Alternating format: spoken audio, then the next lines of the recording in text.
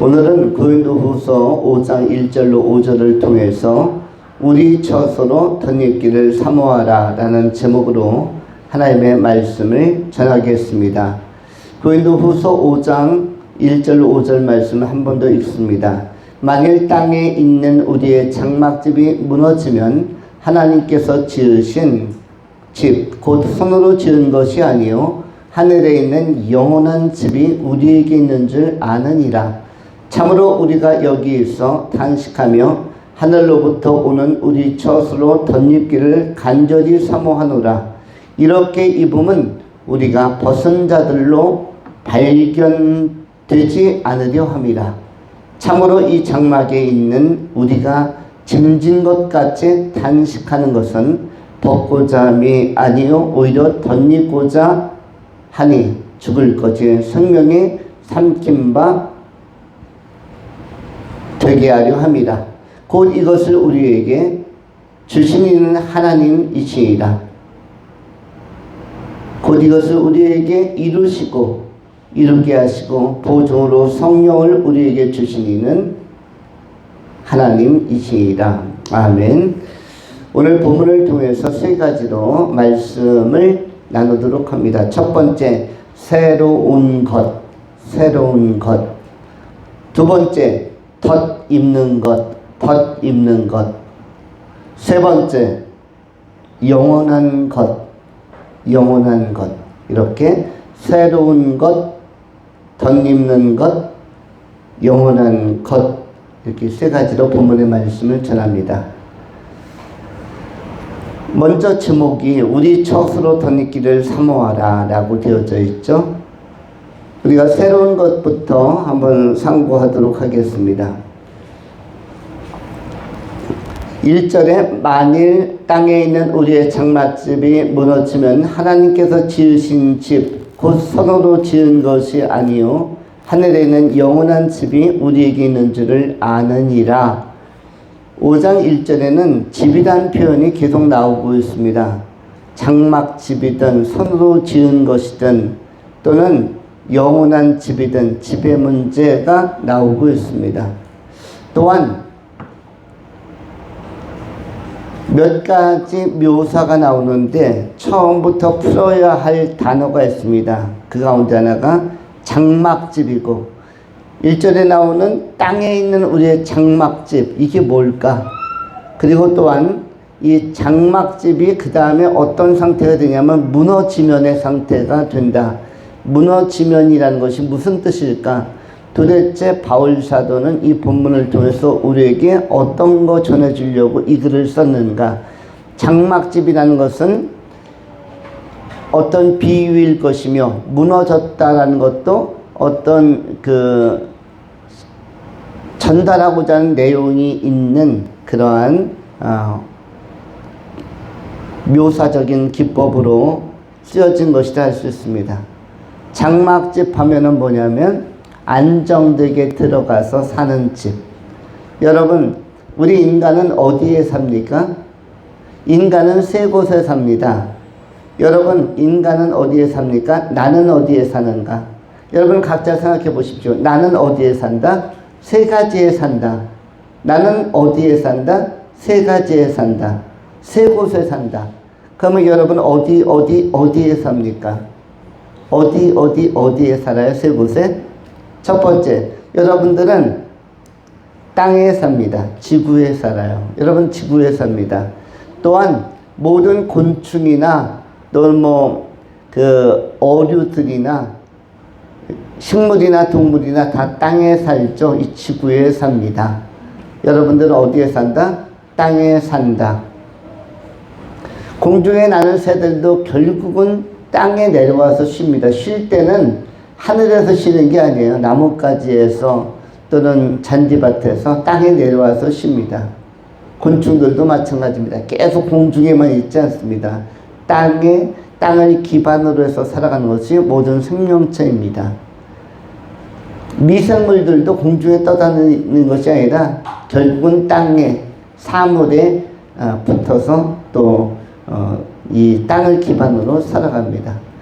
그래서 모든 생명체, 그리고 인간, 우리는 어디에 산다? 땅에 산다. 두 번째는 어디에 삽니까? 두 번째는 집에 산다. 나 어디 살아? 우리 집에 살아. 어느 동네에 있는, 어느 시, 어느 도, 어느 지역에 있는 우리 집에 살아. 나는 어디 산다? 집에 산다.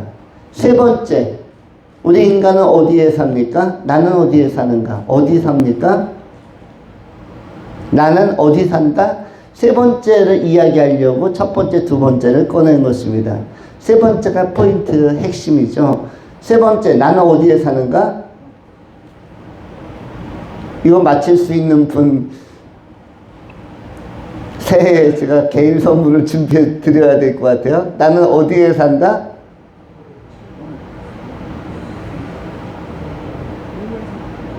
몸에 산다입니다. 몸에 산다. 몸에 산다. 어떤 사람은 의리에 산다. 라는 분도 있어요. 나는 의리에 산다. 그런데 나는 몸에 사는 것입니다. 몸에. 그렇다면 여기서 몸에 사는 나는 누구예요? 영혼입니다. 우리의 본체는, 본질은 영혼이에요. 나는 몸에 사는 것입니다. 나는 어디 산다?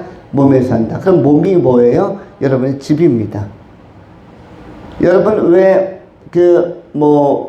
가끔은 사우나도 가고 샤워도 하고 화장도 하고 헤어도 다듬고 손발톱도 깎고 가벼운 운동도 하고 왜 이것을 하냐면 왜 몸을 관리하는가 하면 몸이 여러분의 뭐니까? 집이니까. 영혼의 집이 뭐예요? 몸입니다. 몸. 여러분 몸은 집이에요. 그래서 집이 안정되려면 또 건강하게 자기 관리를 하는 것도 좋습니다. 이렇게 여러분이 사는 곳은 세 곳이다. 지구, 그리고 홈, 하우스 이런 것도 있죠. 집. 그 다음에 여러분 몸이 여러분이 사는 곳입니다. 그런데 그렇다면 본문에 나오는 장막집은 이 세 가지 중에 어떤 것을 의미하냐면 바로 세 번째는 몸을 이야기한 것입니다. 몸이 무너지면, 오늘 헬라어 본문에는 오이키아 투 스케누스, 장막집이라고 되어 있어요. 오이키아 투 스케누스.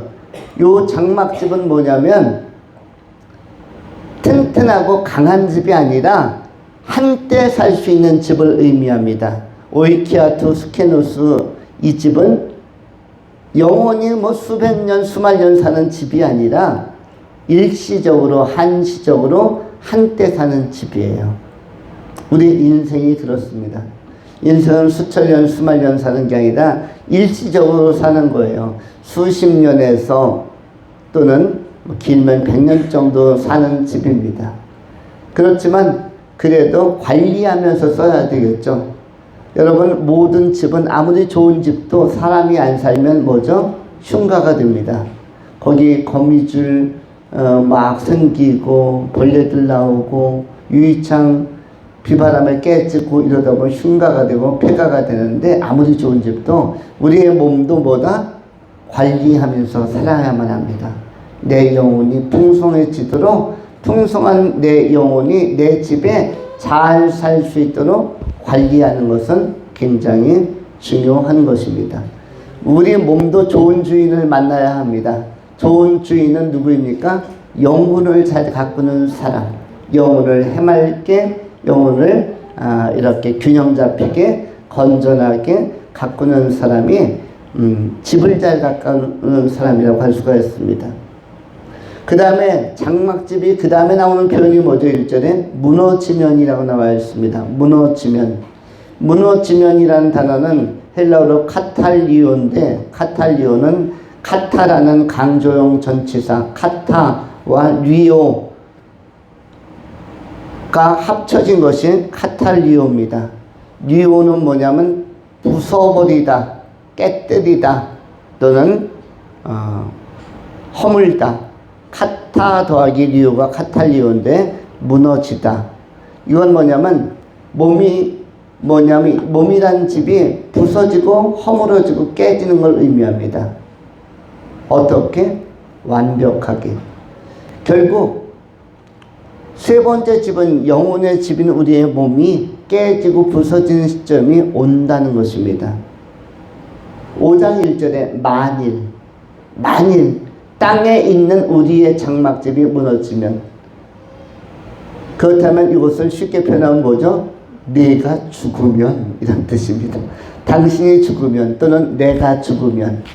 이번 주에 한 분이 세상을 떠났죠. 이선균이라는, 우리 교회에 출석했으면 지금쯤 굉장히 건전하게 삶을 살 수 있는 중랑구의 출신의 한 젊은이, 이제 40대 중후반이니까 우리 박상훈 선생님 또래거나 한 살 정도 아래인 그 비슷한 어간에 사는 이선균, 50세는 안 됐고, 그런데 지난 주중에 세상을 마무리했습니다.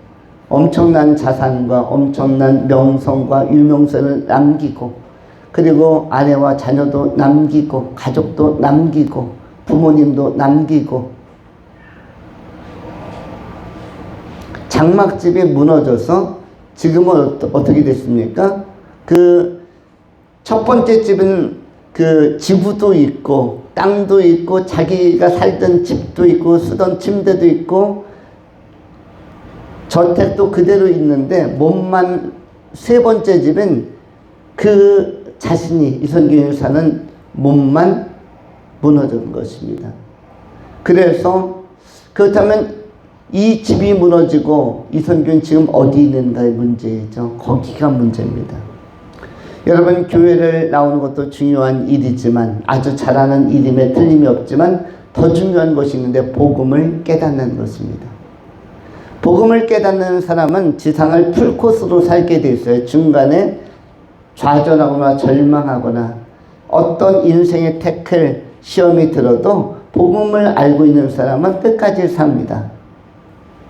그런데 이선균도 기독교적인 분위기 안에서 초기 성장을 했는데 무엇을 깨닫지 못했는가? 복음을 깨닫지 못해서 이번 고비를 넘기지 못했습니다. 저에게 상담했으면 100% 살았습니다. 저에게 상담했으면 100% 사는 문제인데, 그런데 상담할 사람도 없고 멘토도 없고. 인생에서 멘토가 중요합니다. 영적으로 분별력을 가지고 탁 방향을 제시해 줄 수 있는 멘토 꼭 필요한데, 이선균에게는 이게 없었고 또 복음이 없었습니다. 무늬만 그리스도인 개신교 신자, 이건 있었습니다. 그런데 복음이 없었기 때문에 제일 중요한 것은 복음을 깨닫는 것입니다. 우리도 점검해 봐야 합니다. 나는 복음을 깨닫고 있는가? 복음을 깨닫는 사람이 구원받는 것이고, 복음을 깨닫고 있는 사람들이 천국 가는 것이고, 복음을 깨닫고 있는 사람들의 세계가 하나님의 나라 영원한 집인 것입니다. 어린아이들에게도 복음을 알려줘야만 합니다. 교회에 나오는 것은 대단히 잘하는 건데, 동시에 복음을 꼭 깨달아야만 합니다. 그리고 아직 교회를 못 나온다 할지라도 형편 때문이나 여러 가지 여건 때문에, 아니면 마음의 연약함 때문에 못 나온다 할지라도 복음을 깨닫고 있어야만 합니다. 병원에 입원해 있는 분들, 여러 가지 여건으로 교회를 못 나온다 할지라도 뭘 깨닫고 있어야 된다? 복음은 깨닫고 있어야 된다. 복음은 무엇이냐면, 하나님이 나를 어떻게 만드시고 어떻게 용서하시고 어떻게 내 죄의 문제를 해결해 주시고, 나는 지금 하나님의 나라의 백성으로 어떻게 자리하고 있는지, 하늘의 시민권을 둔 자로서 내가 얼마나 고귀한 자인지를 반드시 깨닫고 있어야만 합니다. 이런 사람은 좌절하지 않습니다. 사람은 죄를 지어서 지옥 가는 거 아닙니다. 사람은 죄를 지어서 지옥에 가지 않고 죄의 문제를 해결하신 예수 그리스도를 믿지 않아서, 예수 그리스도를 받아들이지 않아서, 예수 그리스도를 받아들이지 않고 믿지 않아서 지옥 가는 것이지, 죄 때문에 지옥 가는 것이 아닌 것입니다. 죄는 두 번째 문제입니다. 그래서 그 죄가 마약이든 밀수든 강도이든 살인이든 이 죄는 두 번째 문제니까 두 번째 문제는 다 해결되는 문제고 두 번째 문제는 다 예수님의 십자가 안에서 예수님이 처리하신 문제라서 커 보이지만 작은 문제입니다.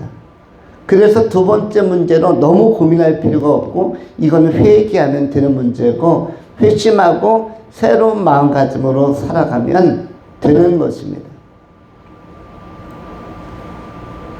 저는 관심 없는 청년, 제가 이름은 명성은 들었으나 전혀 노래도 알지 못하고 관심이 없는 청년이 그 지 드래곤이라는 사람이 이번에 같이 뉴스를 타고 혐의로 수사를 받다가 이 사람은 자살을 하지 않고 마약 방지 재단을 만들었습니다. 마약 방지 장학재단을 만들어서 3억 원을 딱 투척해서 정말 마약이 우리 한반도의 전체에 노출되어 있고 위험성이 증대되고 있어서 이 마약으로부터 많은 사람 보호해야 한다. 또 청소년 세대와 젊은 세대를 좀 지켜가야 한다 해서 3억을 투척해서 쾌척해서 재단을 만들었습니다.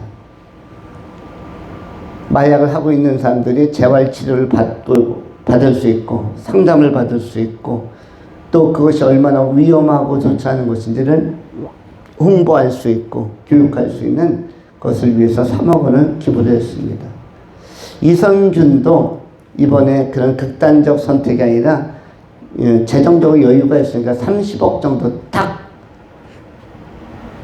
기부해서 마약 퇴치 재단도 만들고 장학금도 한 30억 투척해서 장학재단도 만들고 사회 문화와 또 사회 발전을 위해서 기여할 수 있는 선택을 얼마나 할 수 있는데 그래서 조금 더 본인이 마음 잡고 건전하게 살겠다는 것을 보다 발전적이고 긍정적으로 제시할 수 있었음에도 불구하고 너무나 감정적인 소용돌이와 삶이 무너졌다는 생각을 하면서 명성이 무너졌다는 생각을 하면서 인생의 장막집을 스스로 무너뜨린 이런 선택을 하게 된 것입니다.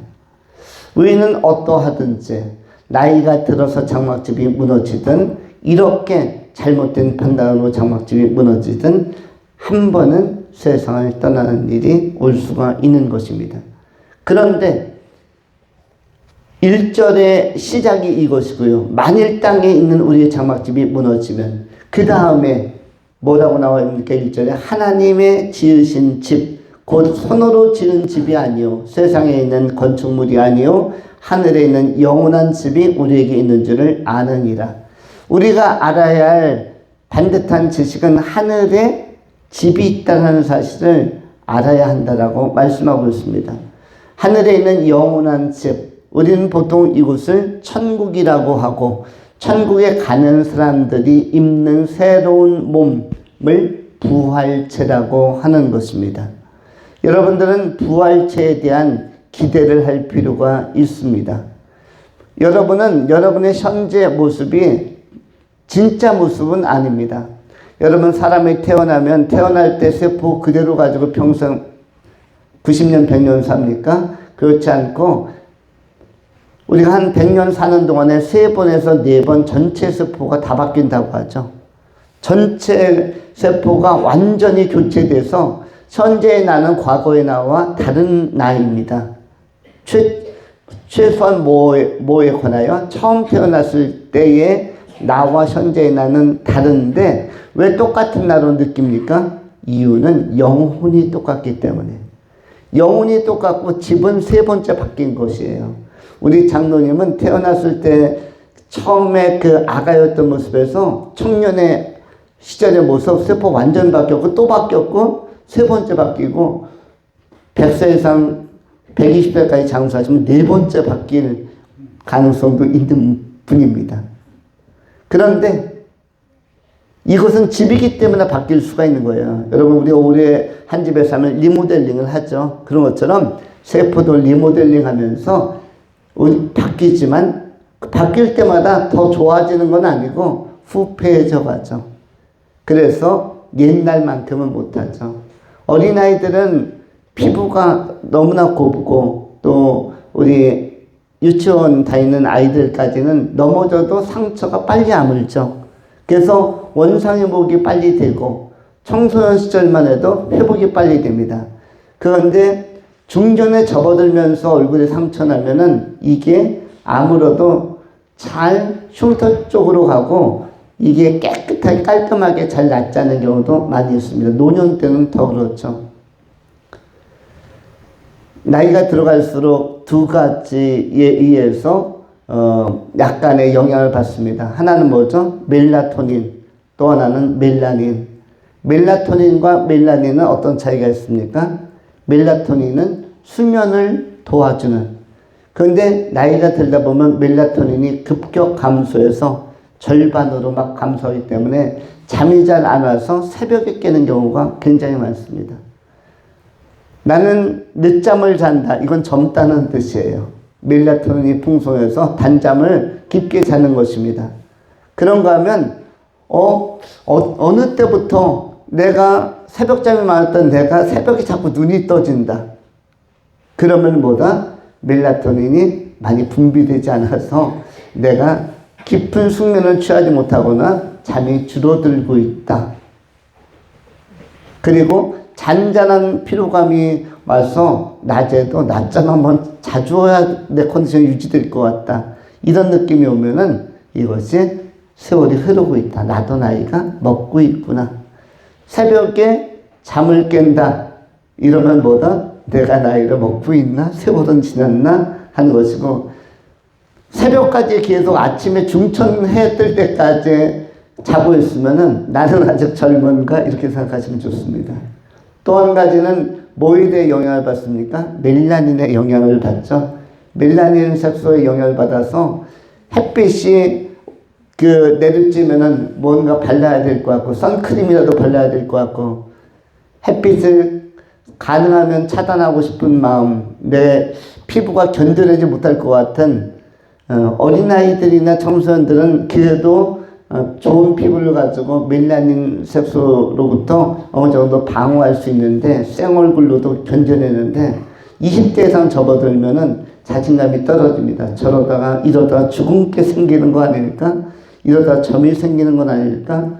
그런데 또 세월이 지나가면 이런 것들이 더 쉽게 이렇게 흡착되어서 우리 얼굴이 좀 점이나 검버섯이 생기기도 하고 기미 같은 것이 죽은 게 같은 것이 또 없었던 것이 나타나기도 합니다. 그래서 이런 것에 영향을 받기도 하죠.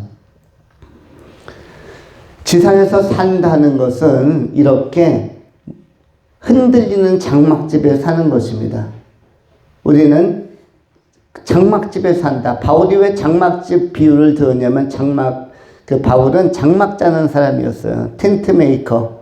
장막 짜서 팔고 그것으로 자비량으로 선교를 하고 복음을 전했던 사람이었습니다. 바울도 직업이 있었는데 그것은 장막 짜는 사람. 이 천막 텐트 같은 거 짜가지고 팔아서 수익금으로 생활도 하고 선교도 했던 사람이었는데 그런 사람을 자비량 선교사라고도 합니다. 그래서 인생을 장막에다 비유했고 내 몸도 장막에다 비유했습니다. 영혼이 머무르는 곳.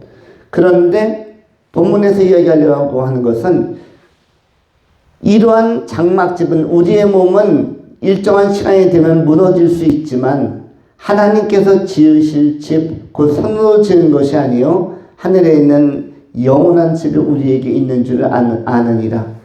우리에게는 또 하나의 몸이 준비되고 있다. 그것이 바로 부활체이고 하나님의 나라에서 받을 수 있는 몸인 것입니다. 여러분의 몸은 아직 가장 좋은 몸은 여러분이 지금 선물로 받지 못했습니다. 부모에게 받은 몸은 기본적인 몸이에요. 기본적인 집, 기본적인 그 자산 내지는 기본적인 선물을 부모님에게 받은 것이고 진짜 선물, 진짜 좋은 몸은 여러분들이 이 세상을 마무리하고 하나님 나라 들어갈 때 진짜 받습니다. 첫 번째 선물은 마음에 드는 분도 있고 마음에 안 드는 분도 있습니다. 내가 거울을 보았을 때 우리 부모님이 나에게 좋은 선물 주셨구나 하는 분도 있을 것이고, 그러나 하나님의 나라에 들어갈 때는 다 최고의 선물을 받습니다. 너무너무 만족한, 내가 보아도 만족하고 타인이 보아도 만족하고 천사들이 보아도 만족하고 하나님 보아도 만족한 여러분의 영혼이라는 본체를 잘 담기에 가장 완벽한 그러한 선물을, 그러한 몸을 받는데 그것이 부활하는 몸, 부활체라고 하는 것입니다. 그래서 하나님의 나라는 반드시 들어가야 하는 나라, 하나님의 나라는 체험해야 할 나라입니다. 예수를 믿지 않고 복음을 깨닫지 못하고 지옥에 떨어진 사람이 아쉬운 것은 그 좋은 몸을 한 번도 가져보지 못하고 가질 기회조차 만나지 못하고 끝난다는 것입니다. 여러분, 가장 멋진 나 자신을 만나기 위해서 예수 믿고 천국에 꼭 가셔야만 합니다.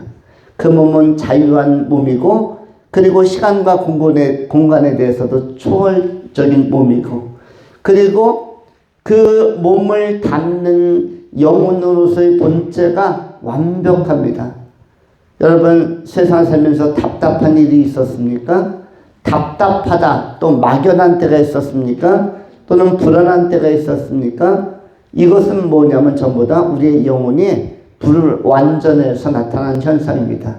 우리가 미래를 알지 못하니까 답답한 것이고, 누구를 만나야 할지, 어떤 진로를 찾아야 할지 이것을 알았다면 시원시원할 텐데, 그런데 우리가 그 미래를 아는 힘이 떨어졌기 때문에 결국 우리의 그 지혜와 지식의 한계성 때문에 불안해하고 두려워할 때가 많았던 것이죠.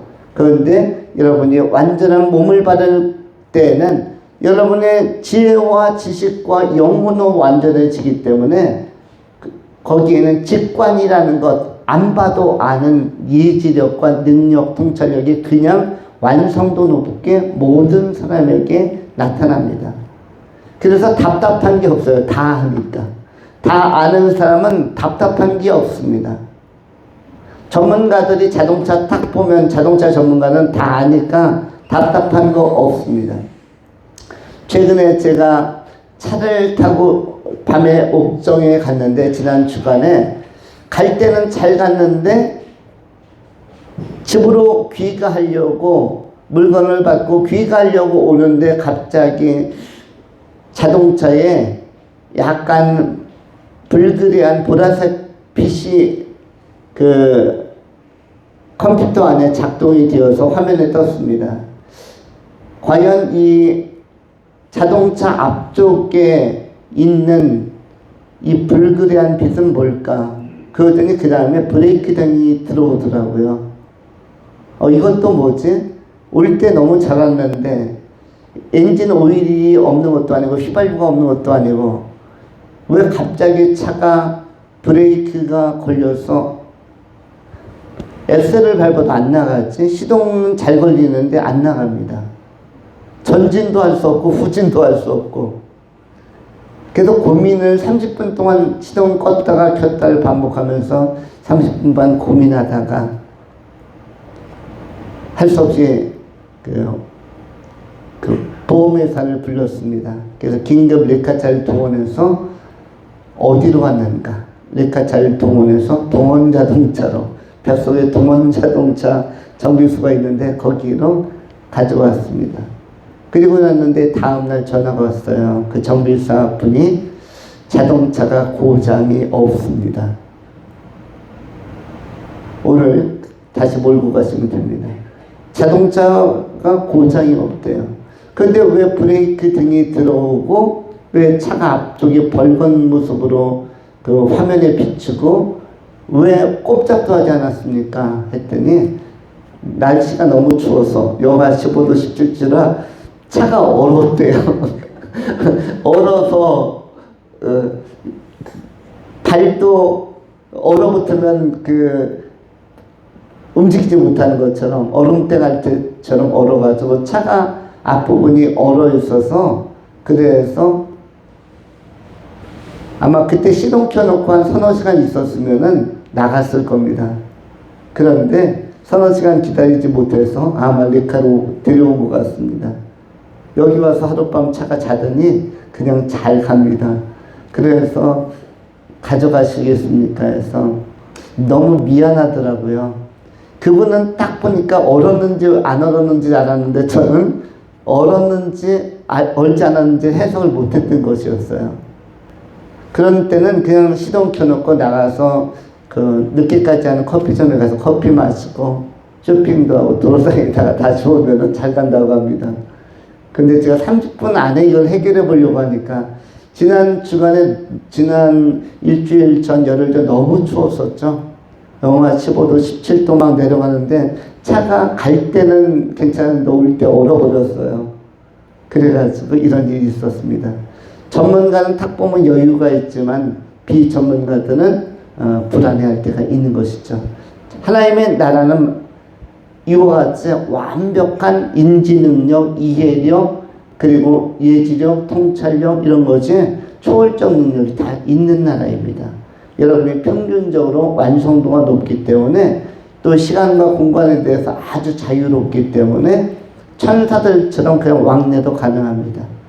그래서 지상이 어려운 거지 하나님의 나라에서의 삶은 굉장히 순탄하고 평탄하다. 그 나라는 자유하다. 이런 소망을 가지고 이번 인생이 좀 버겁지만 어려울 때도 있지만 믿음 가지고 잘 이겨내시고 그리하여 영원한 하늘에 있는 장막집을 향해서 정진해 가실 수 있기를 축원합니다. 두 번째로 덧 입는 것. 오늘 본문 말씀 2절부터 5절 사이에 벗고 입고라는 표현이 나오고 있습니다. 무슨 옷을 벗고 옷을 입는 것처럼 벗고 입고가 나오는데 3절에 이렇게 입으면 우리가 벗은 자들로 발견되지 않으려 함이라.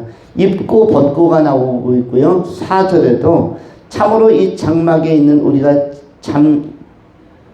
짐진 것 같이 탄식하는 것은 벗고자 함이 아니요 오히려 덧 입고자 함이니 벗고 입고가 나와 있고요. 5절에서도 곧 이것을 우리에게 이루게 하시고 보증으로 성령을 우리에게 주시는 하나님이시니라.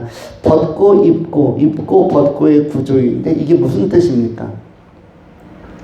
옷을 벗고 입고도 아니고 도대체 무엇을 벗고 무엇을 입는다는 것입니까? 본문에 나오는 옷은 바로 여러분의 몸을 이야기하는 것입니다. 결국 여러분의 몸은 뭐다? 여러분의 몸은 완전 본질은 아닙니다. 인간에게 있어서 대단히 중요한 것이지만 이것은 바뀔 수 있는 요소입니다. 여러분의 몸은 부활체로 현재 있는 몸을 벗고라는 것은 뭐죠? 벗는다는 건 죽는다는 뜻이에요. 벗고 죽고 그리고 입고는 무엇입니까? 새로운 부활체의 몸을 입고 덧 입고라는 것입니다. 그래서 이번 인생 여러분의 몸을 소중히 여기시되 그러나 여러분의 영혼이 더 중요한 것이다. 이걸 꼭 기억하실 수 있길 바랍니다. 영혼을 가장 아름답고 건강하게 가꾸는 방식은 영혼을 다루시는 하나님과 좋은 관계를 맺는 것입니다. 이른바 영성을 키워가는 것이 가장 영혼 관리를 잘하는 것입니다.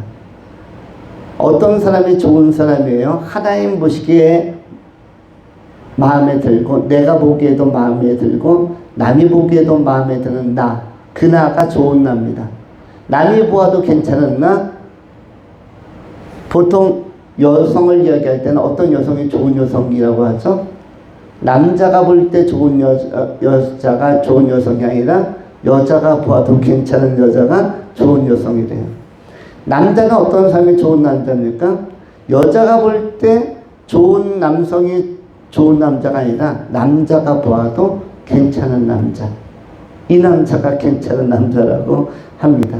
남이 보아도 괜찮고 내가 보아도 괜찮은 나를 만들고 또 동시에 남이 보아도 괜찮은 나, 내가 보아도 괜찮은 나, 하나님이 보셔도 좋은 나, 괜찮은 나, 그러한 나를 우리가 이루어 가야 할 것입니다. 우리가 이 땅을 떠나는 것, 사람이 죽는 것, 그렇게 슬픈 일만은 아니라고 합니다. 왜냐하면 덧입는 것이 있기 때문입니다. 사람들은 세상을 떠나고 어떤 분이 돌아가시면은 탄식한다. 오늘 본문 2절에도 탄식이라는 단어가 나옵니다. 참으로 우리가 여기서 탄식하며 하늘로부터 오는 우리의 저소 덧입기를 간절히 사모하노라. 탄식이라는 단어, 헬라어로 스테나조라는 단어인데, 이 스테나조는 신음하다, 시달리다, 또는 괴로워하다, 신음하고 시달리고 괴로워하고, 이게 스테나조, 탄식이라는 단어인데, 지상은 이런 탄식할 만한 상황들이 많이 발생합니다. 크고자 온 염려, 걱정, 또는 한탄, 내가 어쩌다가, 이런 때가, 아쉬울 때가 너무나 많죠. 스테나조가 과정마다, 가정마다, 개인마다 스테나조가 다 있습니다. 좀 아쉬운 것들, 신음하는 것들, 괴로운 것들, 스테나조가 다 있죠. 그런데 이 스테나조, 탄식을 하면서 이 땅에 있지만, 여기 있지만, 이 땅에 있지만, 그러나 하늘로부터 오는 우리의 저소, 완벽한 몸을 가지고 영원한 나라에 들어가는 그날을 사모한다, 천국을 소망한다 라고 본문에 기록되어져 있는 것입니다. 우리가 하나님의 나라, 좋은 나라입니다. 이 나라에는 반드시 들어가야만 합니다. 우리가 이 세상에서는 대단한 성취는 안 해도 됩니다. 사람은 기본만 해도 충분하고요. 그냥 기본만 해도 먹고 사는 걸로 충분하고 유명하지 않아도 괜찮습니다. 성공을 안 해도 괜찮습니다. 일용할 양식만 있으면 충분합니다. 인생을 살 수 있는 것인데, 그런데 하나님 나라에 들어갈 수 있는 복음은 깨닫고 신앙생활을 잘하면서 산다면, 그런 사람들이 정말로 인생 운용을, 전체 레이스를 잘 끌고 가는 사람이라고 할 수가 있습니다. 사람에게 많은 계획이 있고 많은 뜻이 있다 할지라도 그거를 인도하시는 분이 하나님이신데, 우리 하나님께 삶을 맡기는 사람, 지혜로운 자요, 예수 믿고 예배하며 주님과 동행하는 사람이 정말 지혜롭고 슬기롭고 총명한 사람입니다. 총명한 사람은 따로 없습니다. 지혜로운 사람은 따로 없습니다. 똑똑한 사람, 지식 있는 사람과 지혜로운 사람은 다른 것이죠. 지혜로운 사람과 똑똑한 사람은 다른 것입니다. 지식 있는 사람과 총명한 사람은 다른 것입니다. 우리가 그렇게 비유하죠. 진주 구슬이든 구슬 알갱이를 열심히 모아서 내가 손에 움켜쥐고 있는 것이 뭐다? 그것이 지식이고 똑똑한 것이에요. 그런데 그것을 한 줄로 실로 꿰는 사람은 지혜가 있는 것이다. 그 값진 흑진주 알갱이 30개를 모은 사람은 지식이 있는 사람, 정말 그걸 어떻게 모았을까? 재능 있는 사람, 똑똑한 사람. 그런데 그것을 줄로 꿰어서 목걸이를 만들 수 있는 사람은 지혜가 있는 사람이다. 이 한 점 들고 있는 그 진주 알갱이는 언제 방심하면 이게 흩어질지, 언제 손에서 문턱에 걸리거나 돌멩이에 걸리면 이게 쏟아질지 알 수 없는 것이에요. 그리고 이 알갱이가 꿰어있지 않으면은 항상 불안합니다. 달아날까? 이게 어디로 흩어질까? 근데 실로 꿰어서 목걸이로 딱 차면 안정감이 있죠. 지혜와 지식은 많이 차이가 나는 것입니다.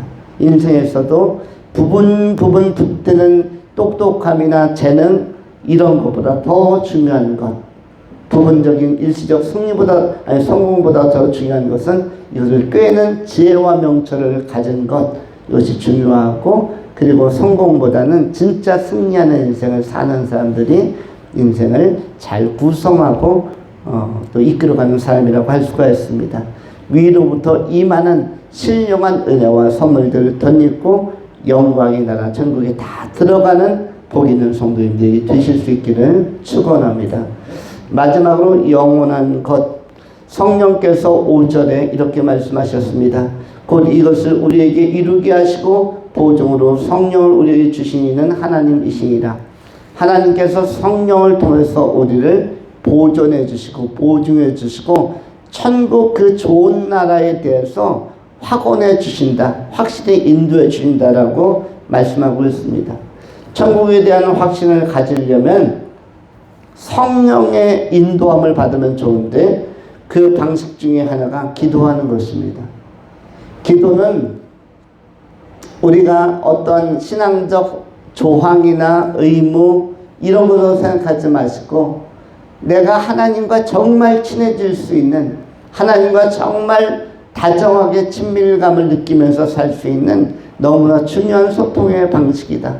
여러분, 여러분의 가족들과 만나서 소통하는 게 좋지 않습니까? 친구들과 만나서 오랜만에 친구들 만나자고 해놓고 커피나 차 시켜놓고 대화 한마디 없이 한 3시간 만에 일어나자고 가면은 재미가 없죠. 만나면 수다도 떨고 정담도 나누고 추억 이야기도 하고 만나면 대화가 따뜻하고 풍성하게 나누어지는 것이 좋죠.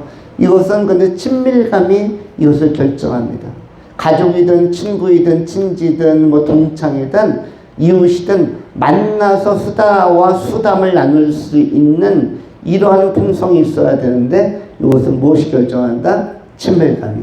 그러면 하나님과도 삼일체 하나님과도 만나면 하나님 불렀으면은 소통이 있고 대화가 있고 내가 물어볼 것도 있고 응답받을 것도 있고 기도하면서 자유자재로 이런 교제 사귐이 있어야만 합니다. 이것을 잘하는 사람이 다윗이라는 사람이었죠. 시편 너무 그 많은 곳곳에서 다윗은 하나님과 소통을 했습니다. 우리가 성시교독으로 읽었던 시편 121편 내가 산을 향하여 너를 들리라. 나의 도움이 어디서 올까? 나의 도움은 천지를 지으신 여호와에게서로다. 여호와께서 나를 실족하지 아니하게 하시며 너를 지키신 이가 졸지 아니하시리로다. 이스라엘을 지키시는 이는 졸지도 주무시지도 아니하시리로다. 여호와는 너를 지키시는 이시라. 여호와께서 네 오른쪽에서 네 그늘이 되시나니 낮에 해가 너를 상하지 않게 하시며 밤에 달도 너를 해치지 아니하리로다. 여호와께서 너를 지켜 모든 환난을 면하게 하시며 또 네 영혼을 지키시리로다.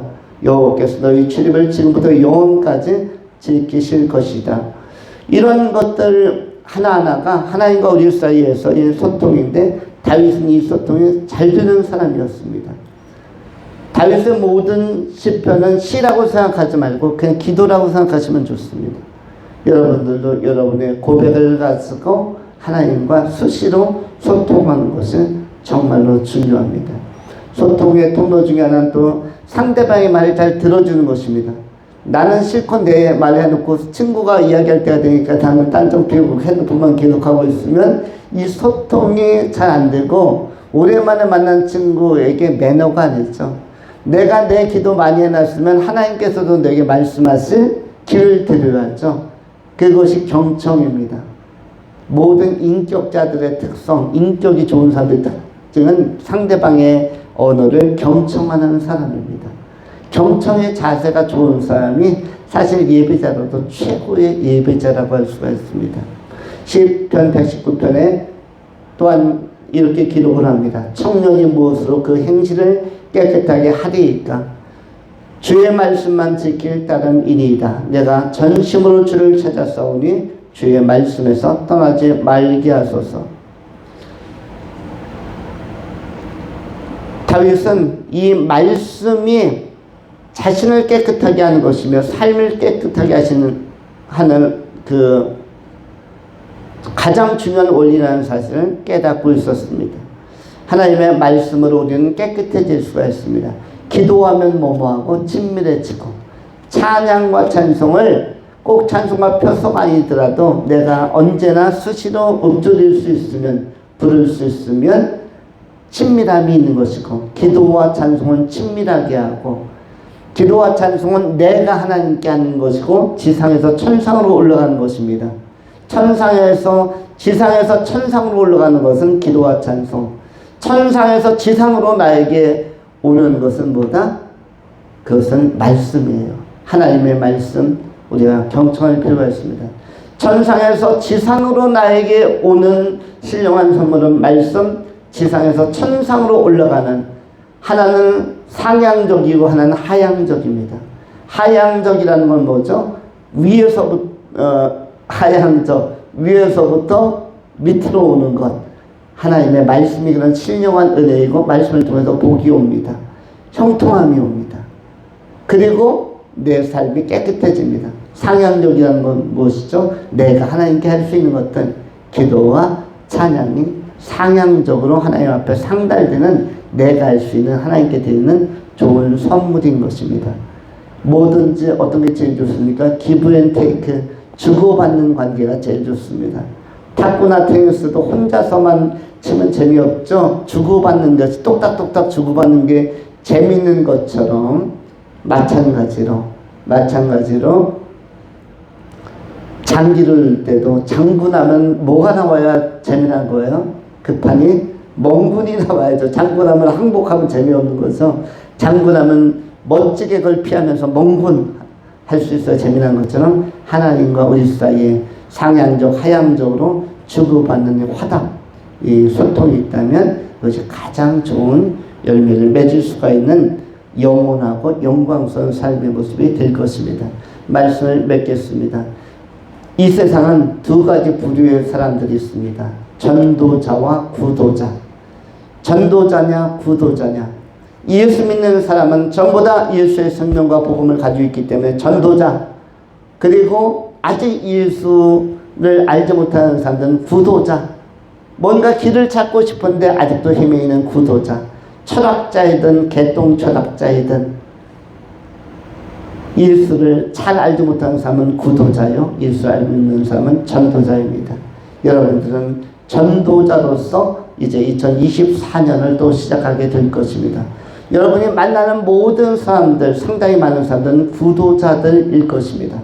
전도자로서 여러분 안에 복음의 보화를 가진 소중한 분들로서 하나님께서 선택하고 파송하신 전도자로서 여러분이 일상생활에서 만나는 구도자들, 그분들이 누구이든 어느 때 만나든 그 구도자들에게 복음을 잘 설명하고 그리스도의 이미지를 잘 선사할 수 있는 귀하고 복된 성도님들이 되실 수 있기를 축원합니다.